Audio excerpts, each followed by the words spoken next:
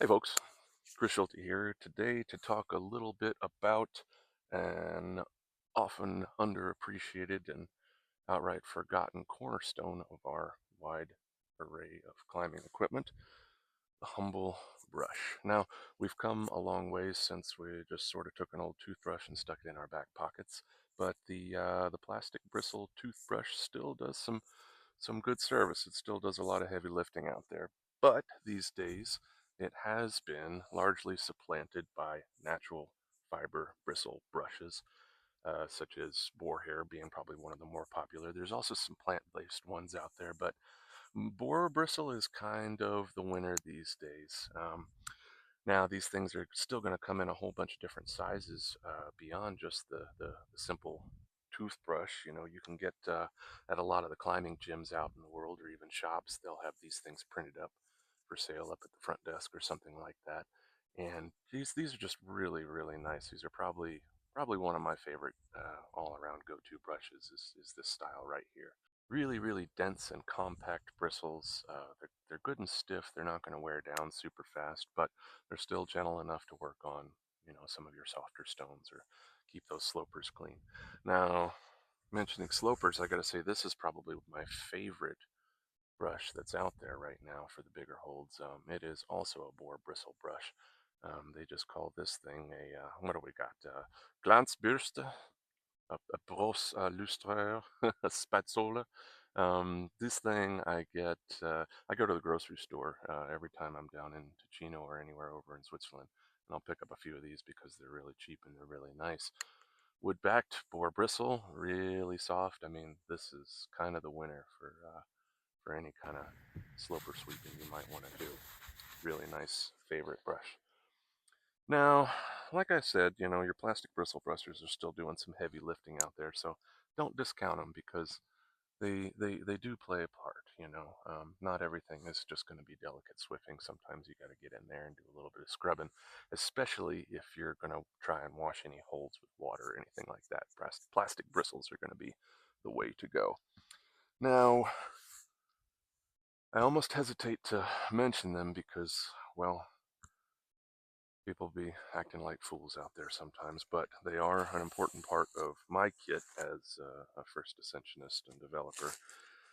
So, proceeding with caution, we got to mention some metal bristle brushes. I have to stress from the outset, these things are not for everyday use. These things are for heavy duty cleaning of moss or lichen or scriddly rock or anything like that. And more so, on top of that, you kind of want to keep to the harder stones with these things. Um, when it comes to like softer sandstones and things like that, best to just go back to your plastic or whatever stiff bristle brush that you can find. Metal is best kept for cleaning off brand new climbs of harder stones. Now, something to keep in mind with that is if you live somewhere dry, like I do, these things will actually even throw a spark. So if you are out there, developers, be careful you don't burn down the forest. And also, you're going to want to keep these things stored away from pretty much everything because they're real pokey. Now, apart from our little handhelds here that we can pretty much take everywhere with us, a big help in the world is a stick brush. Now, this was kind of the Cadillac of stick brushes, 10, 15 years ago. The adjustable painter's pole. Super cool because, I mean, you can get some of these things that stretch out, gosh, 15 feet or more. And there's not really much to it. You just tape a brush to the end. That's about it.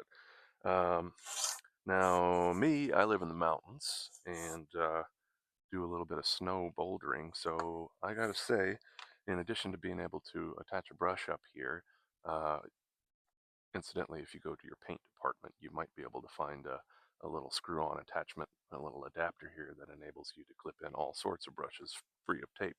But back to this threaded head, since I live somewhere snowy, and occasionally I got to find myself brushing off, a little bit of freshly fallen from the top of the boulders, This thing will take a deck brush, is what this thing is called. Um, for a while I used just a absolute big old sweeper head, like a push broom head, but I found the length of the broom head gave too much back and forth shimmy, and real often it would either break the threaded insert or break this end pretty readily.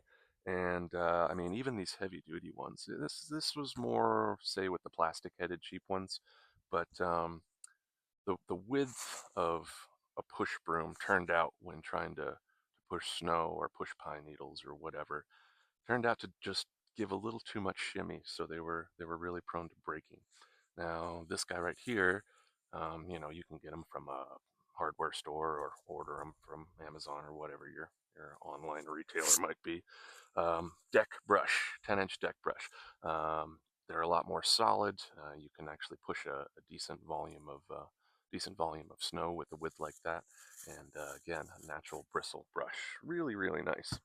Now, over the years, I discovered this thing, which is incredible if you're doing any kind of overseas trips. The first time I got one of these, this is a plant stake, by the way, for your tomatoes or whatever. First time I got one of these was over in Fontainebleau. One of the earlier trips I took over there, and I needed a stick brush, and just found myself in a garden department of one of the stores there, probably Carrefour. You can get one of these things for just a couple of bucks. They're cheap, they're super lightweight, and when you're done with it, you can just hand it off to someone else. You, I believe, can still even get them in bamboo. This is a plastic wrapped aluminum one, so it's a little bit, maybe it's a little bit tougher. It's got a little bit of a point on the end, so you can actually stick it down in the ground for a decent little,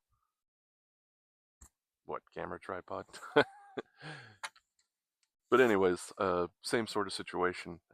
Get yourself a little Swiffer brush like this one, and maybe another toothbrush on the end, and just tape that thing on there, and you're good to go.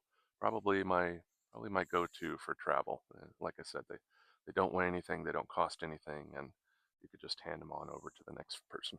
Nowadays, we've also got some pretty fancy stick brushes out there. This one is from Cairn Engineering. They call this the Mu Stick, I believe.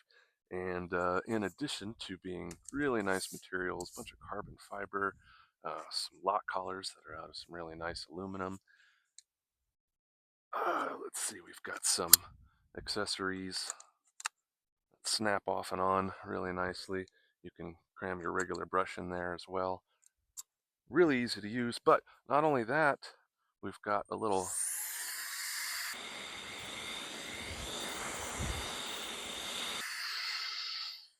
blower motor on there. So it's pretty neat for, blasting off some leaves, a little bit of extra chalk, a little bit of sand or dust or whatever, pine needles.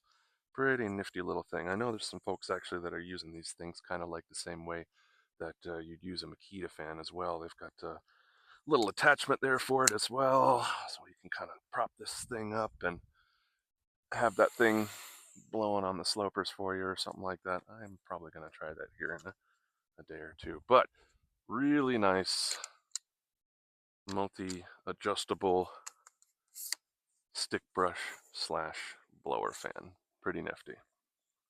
Now, while not exactly a brush, I gotta say I've been using for a bunch of years just one of these little bar towel or golf towel or kitchen towel, if you want.